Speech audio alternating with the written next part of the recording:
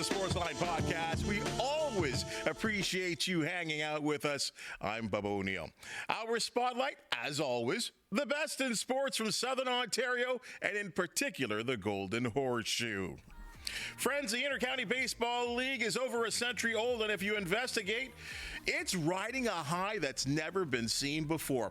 Many people are certainly responsible, and if you look at this individual social media profile, it reads, first-rate business development authority with multifaceted skill set and unparalleled marketing and account management experience.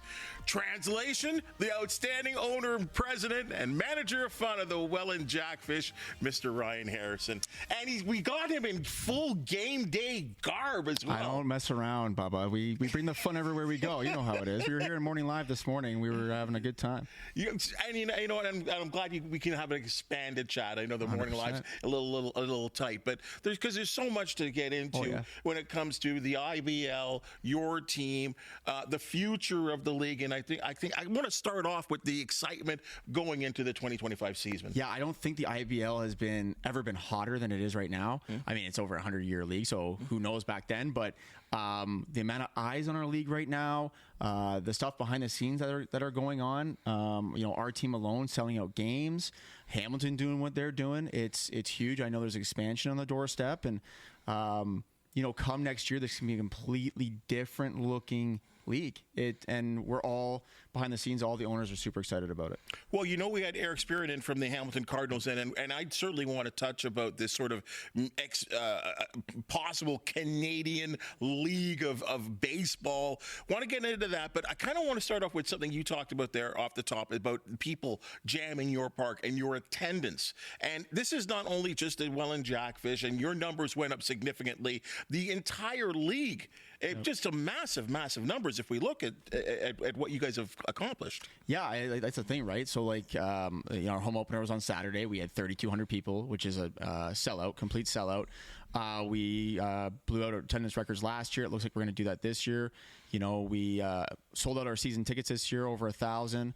And we're just breaking records left, right, and center. And it's huge. And we like to think it was us that, things that we do, but that fan base down there is second in the Niagara region.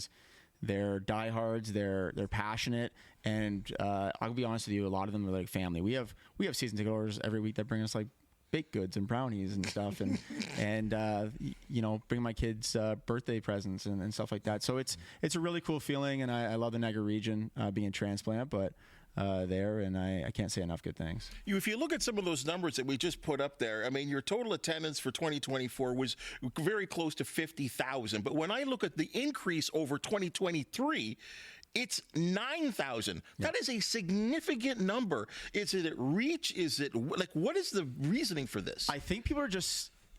So the thing with us is we don't shoehorn ourselves into just being a baseball team. You don't have to like baseball to come to our games. We have something from, I said this to you before, and the last time we were here, we have something from 0 to 100 and everybody in between. And we put so much effort in the entertainment package that you don't have to watch an inning to have a good time. And that's not saying our baseball isn't good. We have the best baseball in Canada. The best for our league, besides obviously the Jays and a couple other minor league teams. But it's highly entertaining baseball. The guys are highly skilled. I mean, one of our pitchers played MLB baseball. Hamilton's got Fernando Rodney. It's really, really fun. They don't miss a beat. So it's just doing everything right and listening to our fans and listening to what they want and all their needs. And we have, again, the best value in the entire Niagara region for entertainment, and we don't nickel and dime people, and that's kind of what we base ourselves off of. Well, and I would think you would have to feel complimented and not only talking to Eric in terms of the Cardinals, but talking to other people in the league in Toronto. They are looking at what you have established, and that's why the entire attendance, I'm going to believe, is on the high. And we're it's super flattering for us. And myself inside the league, I only want to elevate it and make it the biggest thing baseball-wise in this province. But it also fuels us because what's happening now is other teams are taking some of our cues and doing some of their own things, and which means that elevates their product. And me being the competitive person I am on that side of the field, I then take that and move that up.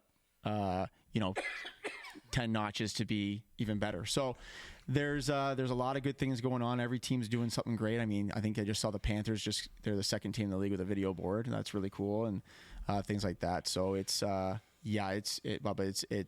come next year, I think you're going to see something remarkable for this league. What are you, I mean, and these are great things that you're saying, but what are you hearing when you talk to the fans? Every comment we get from our fan base when they leave our park is, what an amazing show you guys put on. That is all we hear. And that and our customer service and our fan experience is just second to none. And that's not even saying, compared to the rest of the league. That's anywhere, they're saying. They go to other sporting events and other things, and that's not to knock the other sporting events. They do their great thing. But we go above and beyond. And when we talk to our staff and our concession workers and all that stuff, we talk about how can we make our fans experience the best it possibly can be. And that's everything, like little things from somebody going to grab a nacho and they accidentally drop it and we just give them a new one. Making everything just turnkey and easy and seamless. And we think we have a nice, recipe for that, and it seems to be working, obviously. So we're super happy with it.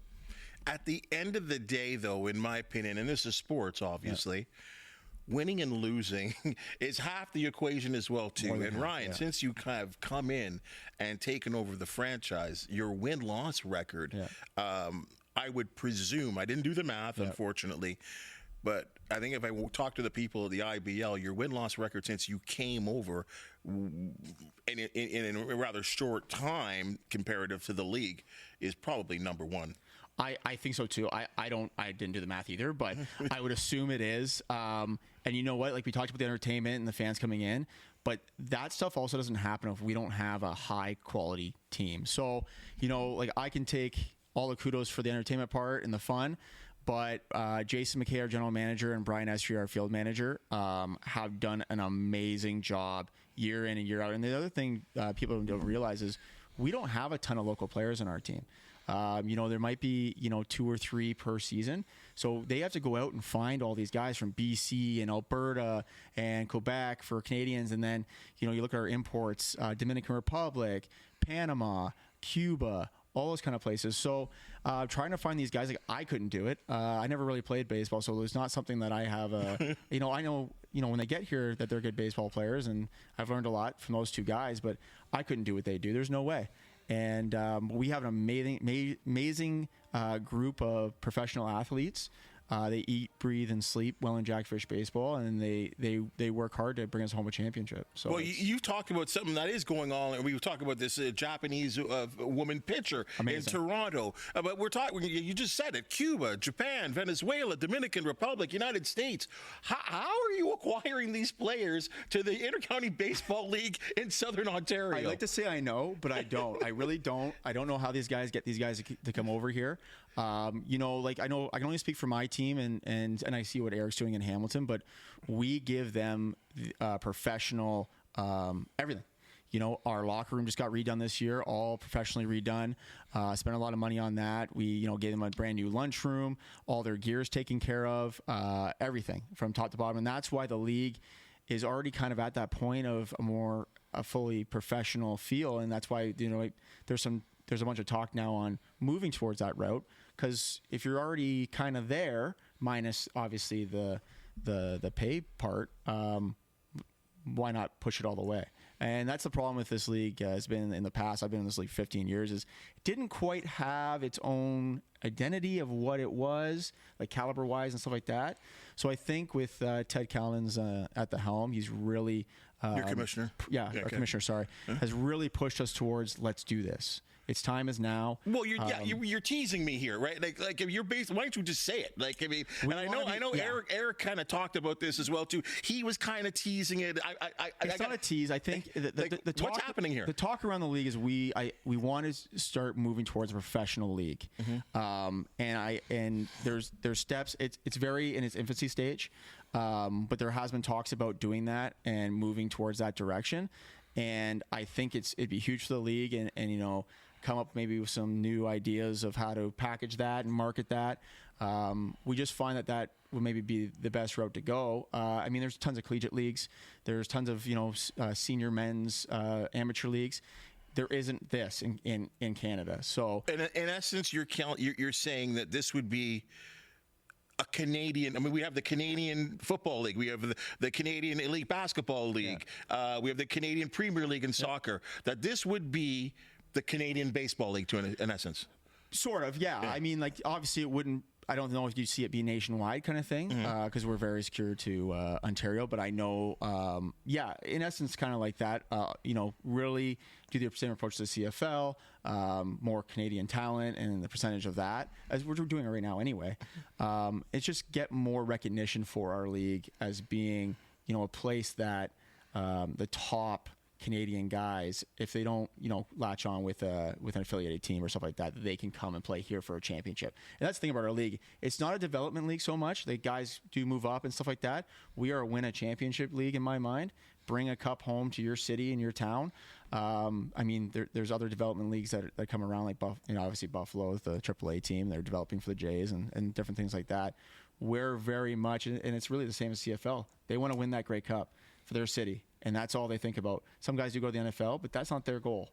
It's to win a championship, right? So that's, I think, what we're trying to do. I know my team is. That's what our whole premise is, and just make our city proud. So, lots in the work. As I said, very, very, very new. Nothing's official, but that's kind of the talk right now. So we'll see. Is there a target time, perhaps, or not really? It could come as quick as next year. It could be down the line. Wow. There's a lot.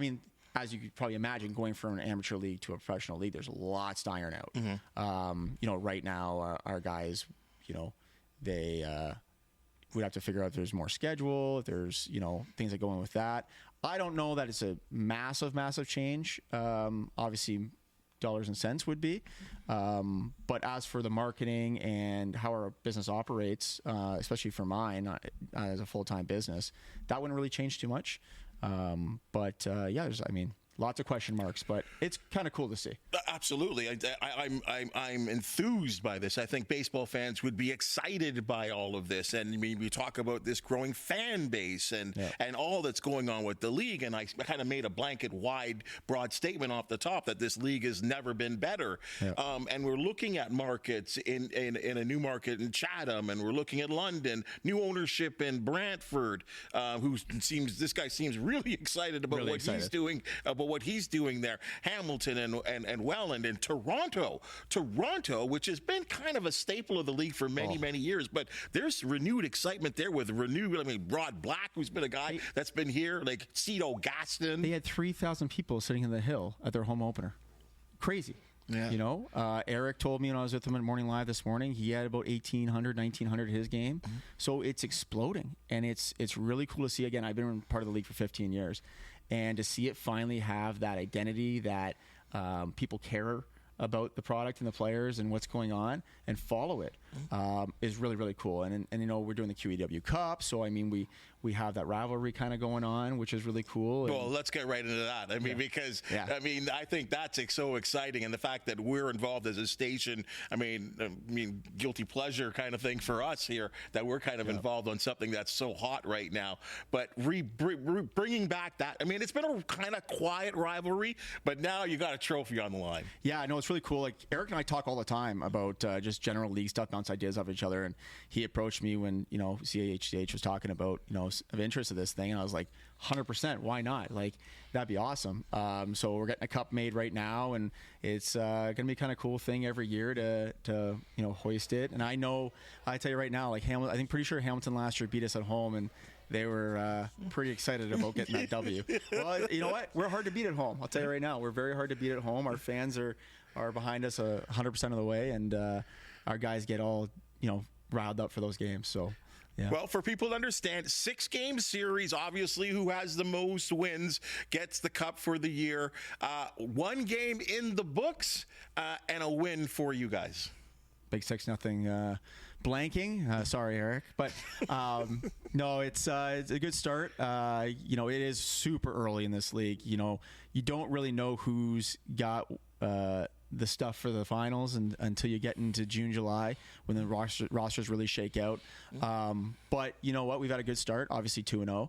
and we get to see them again on Thursday. So we're super excited about that. And I think that's what's so exciting about it is that you have these sort of inner cup games, and soccer. If you're a soccer fan, there's obviously the league championship for who has the most wins. We're talking about the Premier League here, but there's also the FA Cup and the Carabao Cup. These little cups that are in between that just raise the stakes of some of these games. Oh, for sure. And you know what? It's great to have a partner or a team like that within 40, 50 minutes away, that our fans go up there. Eric said this morning, we love when you play you guys, and it's vice versa because your fans travel.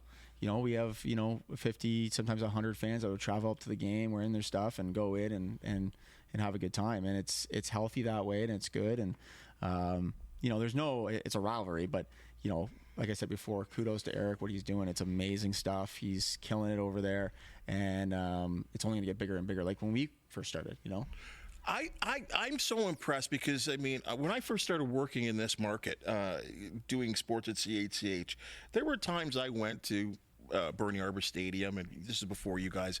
We're talking about times where family and friends. I know. Like 50 people in the stands. And now you're talking, 3,500 people. I remember the last time you and I talked last year, you were talking about the fact that you couldn't serve the beer quick enough. No. Like fans, there were lineups, and it was bothering you because you wanted the experience for the fans to be fun and, not long lineups. Yeah. Well, I'll tell you right now, Saturday at our home opener, the merchandise line was longer than the concession line, so it's just madness. And that's, I know Eric's done the same thing with his merchandise and stuff like that. And the amount of people that wear Jackfish gear, it's like 1 in 3 people at the game has a Jackfish item on, which is it's just crazy. And I still sometimes can't believe it. I see a sold out crowd, and that's the cool thing about this year. We're gonna have more sold out crowds than we ever have this year. But it's just so cool to see that they've just taken in this team and made it their own and rallied behind it, and they're passionate, man. They're just crazy. Well, you bring the passion, and I think that's something that we kind of want to refresh our fan base about, and certainly the people listening and watching this podcast, is that you're an owner, but unlike any owner I know in professional sports, that's the idea. You're involved, like you're part of the show. 100%. Why not? I'd be bored otherwise. I had somebody, I think after our first season, say, maybe next year we get somebody else to be the in-game host, and I said, well, what am I going to do? They're like, I don't know, just walk around, say hi to people. I was like, I do that anyway, and I find that boring. So why don't I, shoot out T-shirts and throw stuff out and whatever, and try to be the most approachable person in the world. That if there's a problem, you can come see me, and it's not an issue. And you know what? I live in town. I shop at the Zara's down the street. I go to the events. I see people all the time. So I try to entrench myself as much as I can in the community and just be super recognizable, so that they know I'm. And the other thing with us is we give so much back to local community, and we're trying to actually this year break $100,000 in community give back. So we got a game coming up that's actually this Saturday. It's college game night. We're gonna get a junker car, put it out front, and let people take a whack at it with the visiting team's not logo, but colors on it. And it's a donation to Hospice Niagara for 10 whacks at the car. So we try to do as much stuff like that as possible, and give back as much as we can, and that's why people support us, I think, too. Can I just double back on something you were just talking about there about the merchandise, and like I'm not just pumping your tires here, but like folks, if you've not seen it before, like the garb is amazing. The stuff that you guys are pumping out, this is a great logo. Appreciate it. This is a great logo. Yeah. And I know that as a sports fan, there is something within us sports fans that, yes, we wear our favorite team, our favorite professional team, but there's nothing like walking around with something that's sort of rather, I'll use the word independent, right? And there were people who go, what's that? Where does that come from? Yeah. Like that's got to be an important part too, because I don't know. Did you research for that when you put together the logo? 100%. What's that? How does that work? So for this brand, we spent a lot of time on it.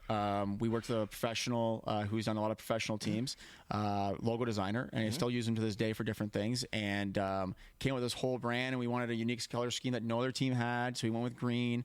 And it's developed over time. If you go out front of CHCH right now, we got our team car here. It's fully wrapped in green, and you can't miss the thing. So it's very strategic in that way, that it's eye catching and out there and stuff. And we came up with a new logo of this pointing fish guy that we developed. It's more cartoony. So we have a little bit of everything. And then if you go to our shop, I mean, like, there's a million hats and like all kinds of t-shirt designs. But what we also try to do with that is, instead of just slapping our logo on something and selling it, we want to make stuff that you can wear any day of the week, not just a game day.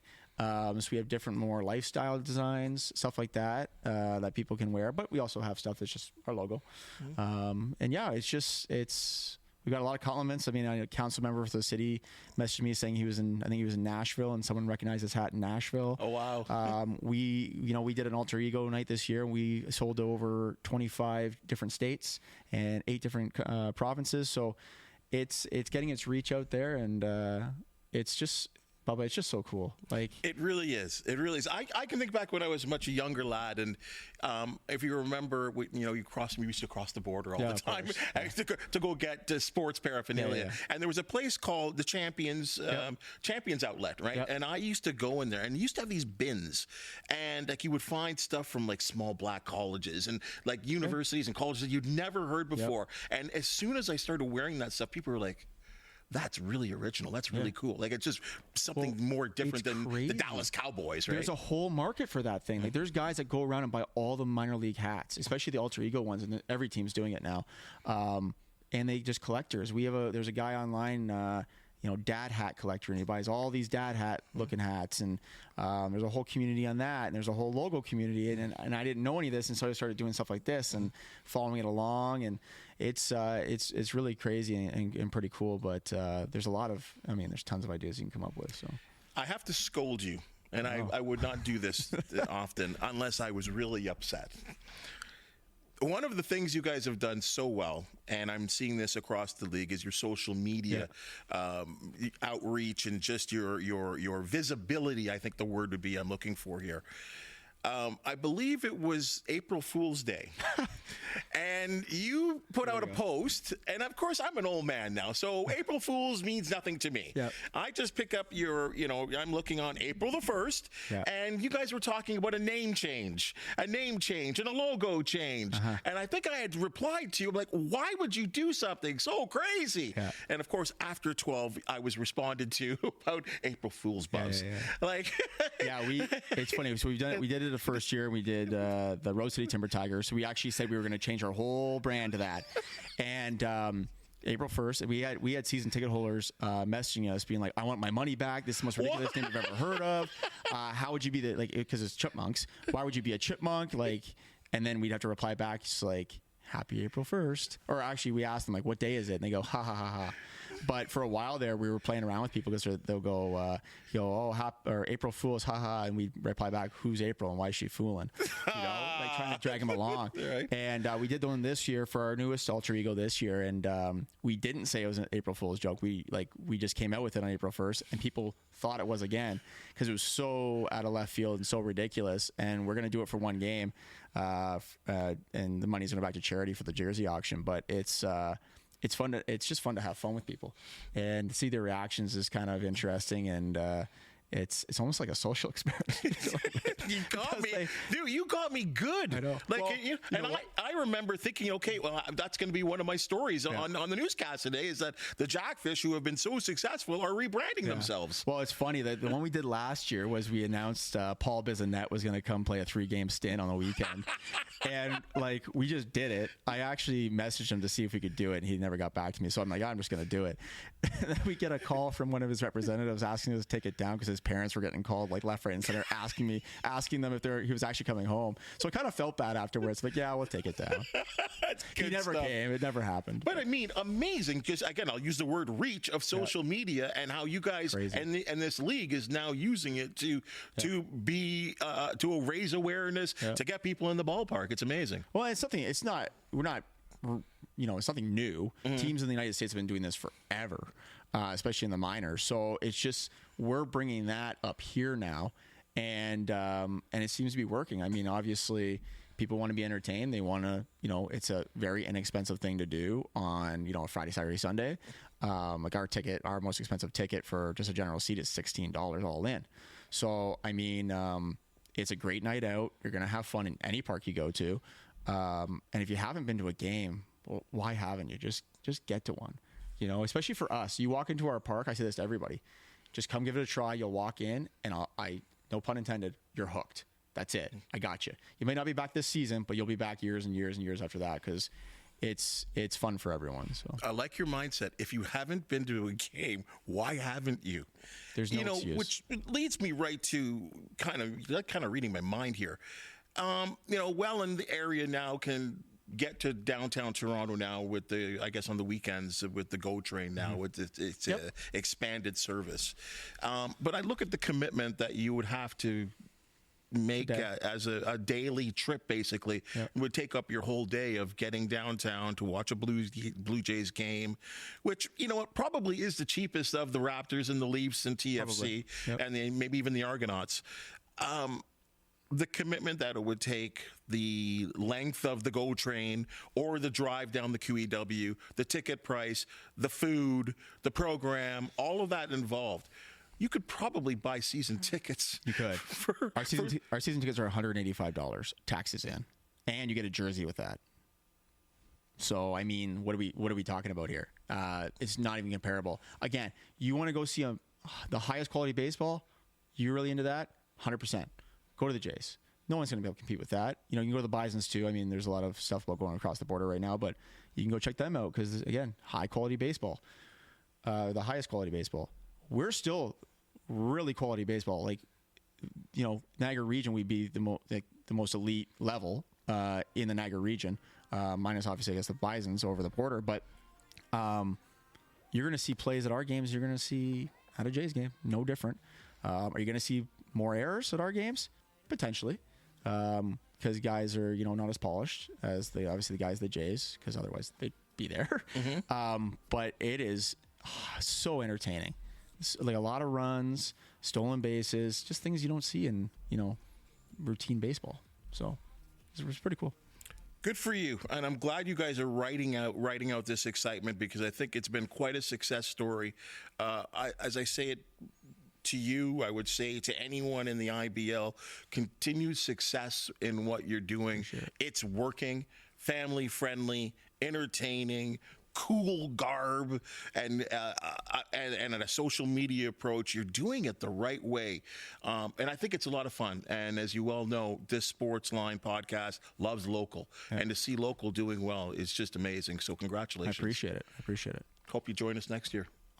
With a whole new, I'm talking about a Canadian Baseball League. Wow, we'll see what happens. We'll see what happens. But wow. I'll probably get in trouble for that one, but it is what it is.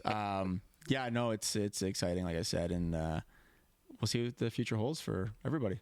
Ryan, thanks for joining us. I appreciate it. All right, folks, that's your Sportsline podcast for the day. And as you just seen and heard, we love talking sports. And if it's local, it's even sweeter, folks. If you do know of an athlete, team, or event to promote the Sportsline podcast, want to hear from you, please hit the thumbs up, like, and subscribe button. And if you have something to say, we appreciate your comments. For the outstanding people that make the Sportsline podcast possible, that's all of you behind the scenes. Thank you so very much, and we'll see you soon.